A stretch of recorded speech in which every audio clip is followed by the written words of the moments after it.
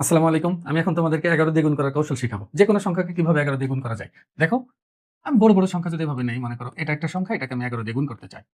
এটা গুণ করার জন্য তুমি সরাসরি গুণ করতে পারবে। দেখো, ১ম এ যে সংখ্যাটা থাকবে এটা বসিয়ে দিবা ১ম এ ৭। এবার পরের ২ টা যোগ করবা। ৭, ৫, ১২, ১২ কত? ২। হাতে কিন্তু ১ আছে। এবার তার পরের ২ টা যোগ করবা। ৫ আর ৩ ৮ আর হাতের ১ ৯। এখন আর হাতে নাই। এবার এর পরের ২ টা যোগ করো। ৩ আর ২ কত? ৫। পরে এই শেষে যে সংখ্যাটা আছে সেটা আবার এখানে বসিয়ে দাও। দেখো এটা গুণ করা হয়ে গেছে। এটা গুণ করলে এটাই পাবা। তুমি আরো সংখ্যা নাও দেখো। যদি বলো যে ৩, ৭, ৮, ৫ এটাকে আমি এখন ১১ দিয়ে গুণ করব। কোনো সমস্যা নেই দেখো। ৫ বসে যাবে।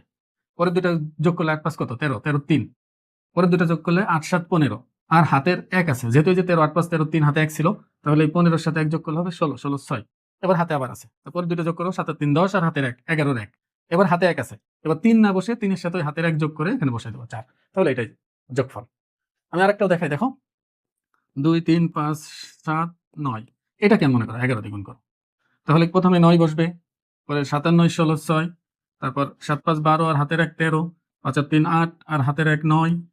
৩ আর ২ ৫ আর এই ২ বসে যাবে। যেহেতু হাতে নাই, তুমি গুণ করে দেখো এটাই হবে। ১১ দিয়ে খুব সহজেই গুণ করা যায়। আমি আশা করব বুঝতে পারছো। এখন তোমরা যদি বুঝে থাকো, আমি একটা সংখ্যা দিব। এটা তোমরা নিজেরা করবে, করে উত্তর বলবে। অবশ্যই তোমরা ক্যালকুলেটর ব্যবহার করবে না এবং এই পদ্ধতিতে করবে, দেখি তোমাদের উত্তরটা ঠিক হয় কিনা।